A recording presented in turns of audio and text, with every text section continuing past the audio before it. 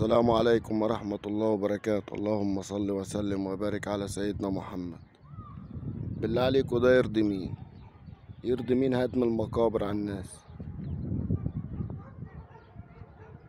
يعني اللي انتوا شايفينها دي يا جماعة دي مقابر في اسماعيلية.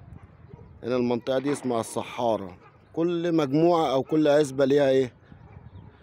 ليها مكان بيدفن فيه امواتهم. فطبعا المقابر دي قديمة، الناس جمعت من بعضيها وعملوا اللي زي جمعية كده وربنا كرمنا لأن المقابر خلاص كانت يعني خلاص اتهلكت، ما عادش ينفع يدفن فيها أموات تاني، لازم تتجدد.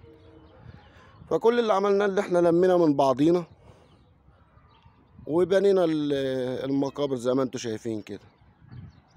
جت الحكومة بالليل قاموا هدينها، وعلى الحال ده بقالهم دلوقتي أكتر من 3 شهور. طب دلوقتي هندفن الأموات بتاعتنا فين؟ يعني هنعمل ايه؟ نسيب مثلا المقابر بايظه والريحه تطلع على الناس والناس تتضر وناس تعيا؟ دي مقابر قديمه وبيجددوها، ايه المشكله في كده؟ يطلع مسؤول من معرفش كل اللي هو ما طبعا المشروع هنا المكان ده ماسكه حاجه اسمها المشروع، ادى امره بهدم المقابر. طب ليه؟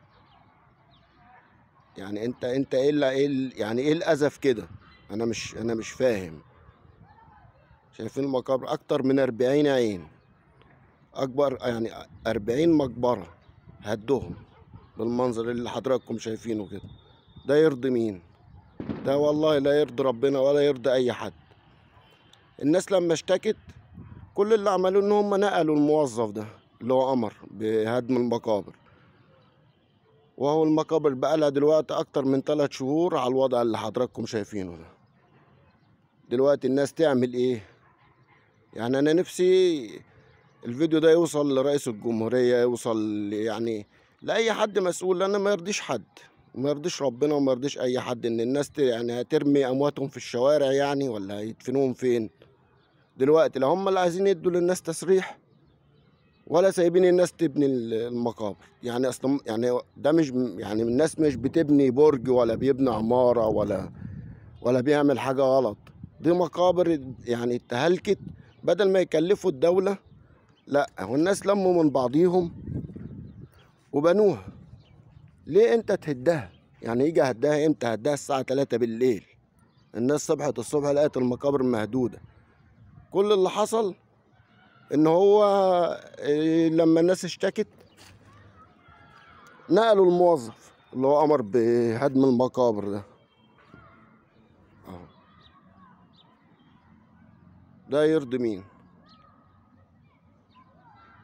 يعني انا نفسي يعني الفيديو ده يا ريت اللي يهمه الموضوع يعني يشيره خير، بس يعني يوصل مثلا للمحافظ، يوصل لرئيس الوزراء، يوصل لرئيس الجمهورية. هم مش هيرضيهم الكلام ده، لأن هم عايزين البلد تعمر مش تخرب. يعني الناس هتعمل ايه دلوقتي؟ هيرموا أمواتهم في الشوارع يعني، ولا هيعملوا ايه بالظبط؟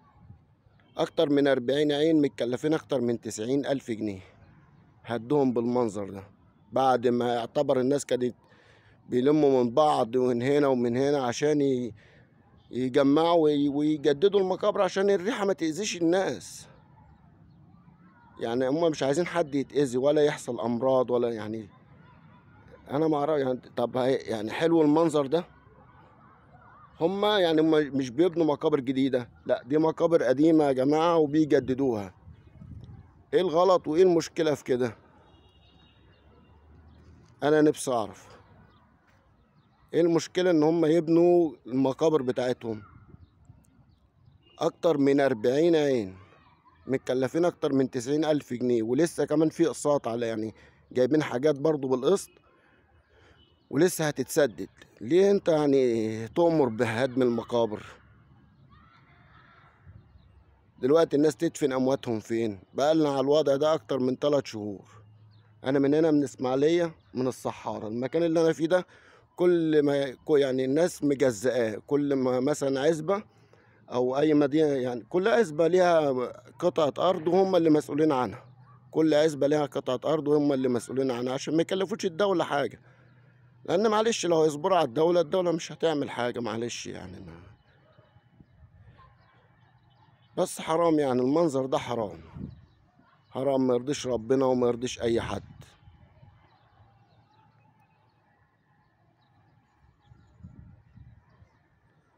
انا عايز اعرف بس يعني هتفضل لحد امتى؟ لحد امتى المقابر ده هتفضل على الوضع ده؟ اكتر من 3 شهور اهو. ده يرضي مين؟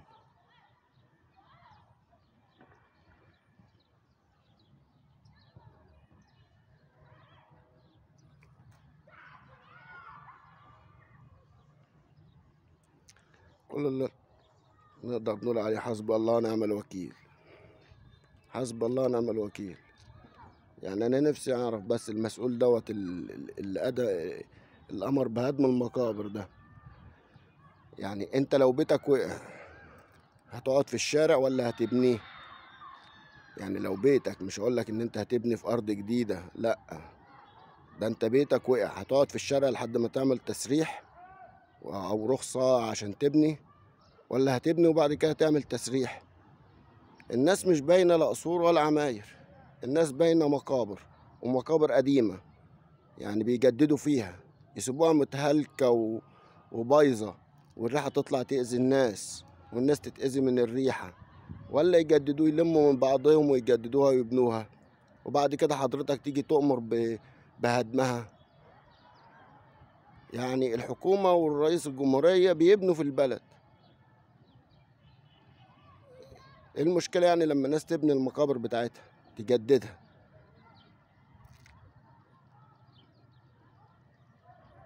يعني انا مش عارف، كل اللي اقدر اقوله حسب الله ونعم الوكيل. ويا ريت صوتي ده يوصل للمسؤولين، او يا ريت كل اي يعني اللي يشوف الفيديو ده يشيره عشان خاطر ربنا ويبقى في ميزان حسناته. وانا عارف ان رئيس الجمهورية ولا الحكومة يرضيها الوضع ده، هو مسؤول. لما الناس اشتكت كل اللي عملوه ان هم نقلوه، اتنقل من المكان وما عرفش راح فين. يعني يهدوها الساعة 3 بالليل اتهدت، هدوا المقابر بتاعت الناس. طب الناس تدفن امواتها فين دلوقتي؟ حد يرد عليا ويقول لي. اكتر من 40 عين جمعوا من بعد 90,000 جنيه. ده يرضي مين؟ والله ما يرضي ربنا ولا يرضي اي حد.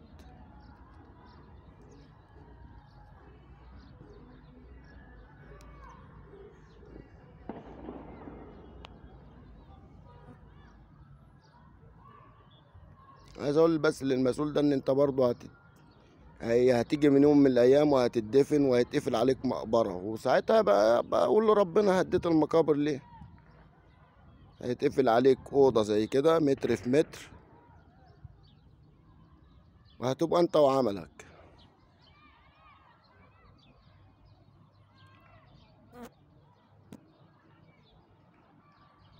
اه والله يا جماعة انا ما جايب حاجة من عندي اهو قدام عينيكم. احنا في المقابر، المكان اللي انا فيه ده كل دي مقابر. بس كل مكان ليه، كل ما يعني عزبة، كل عزبة ليها منطقة هي اللي مسؤولة عنها في تجديدها في بناها في.